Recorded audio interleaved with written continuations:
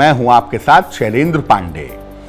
आज हम बात करेंगे अनंत चतुर्दशी के पर्व की और बात करेंगे गणेश महोत्सव के समापन की, जो समाप्त होता है गणेश जी की प्रतिमा के विसर्जन के साथ। सबसे पहले जानते हैं कि गणेश चतुर्थी का त्योहार क्या है और गणेश जी की मूर्ति के विसर्जन की महिमा क्या है।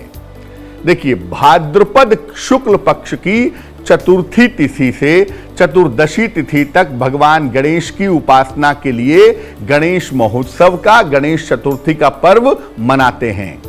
श्री गणेश जी की प्रतिमा की स्थापना करते हैं चतुर्थी तिथि को और प्रतिमा का विसर्जन करते हैं चतुर्दशी तिथि को।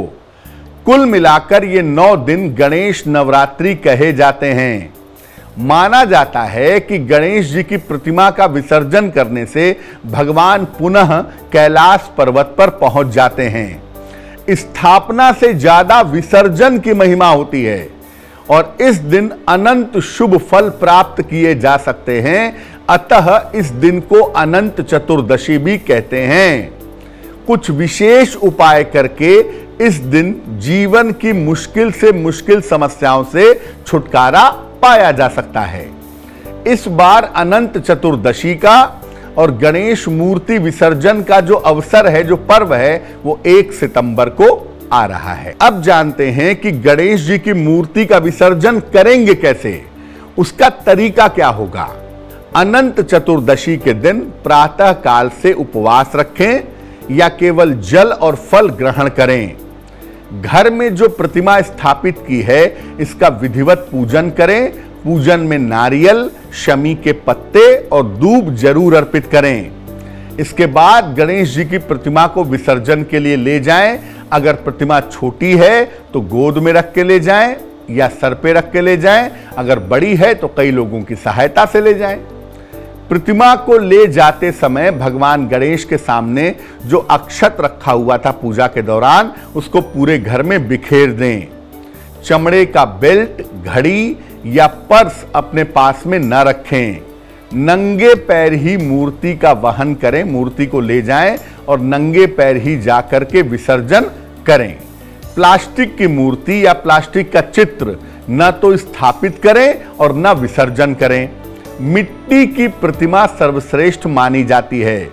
विसर्जन के बाद हाथ जोड़ करके प्रार्थना करें कि श्री गणेश आपके ऊपर कल्याण करें, आपका मंगल करें। अब ये जानते हैं कि गणेश मूर्ति के विसर्जन के समय ऐसा क्या करें कि जीवन की तमाम समस्याओं से मुक्ति मिले। एक भोजपत्र या पीला कागज ले लें, साफ नया।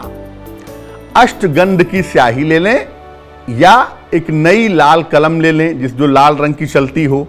भोजपत्र पर या पीले कागज पर सबसे ऊपर स्वस्तिक बनाएं।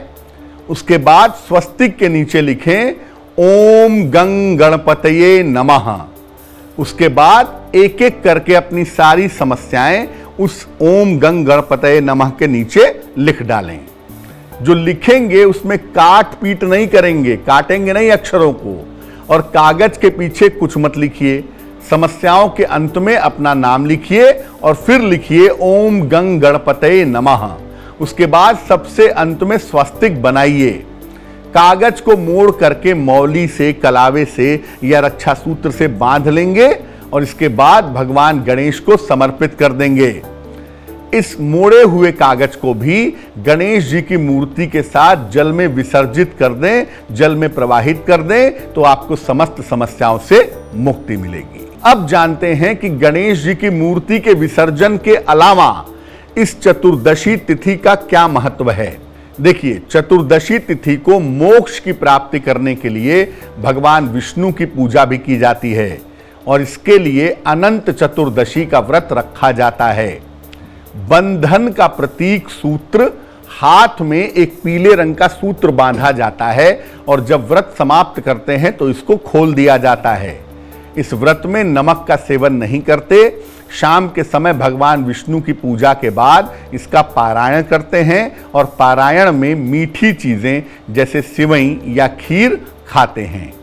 इस दिन गजेंद्र मोक्ष का पाठ करने से जीवन की तमाम विपत्तियों से मुक्ति मिलती है।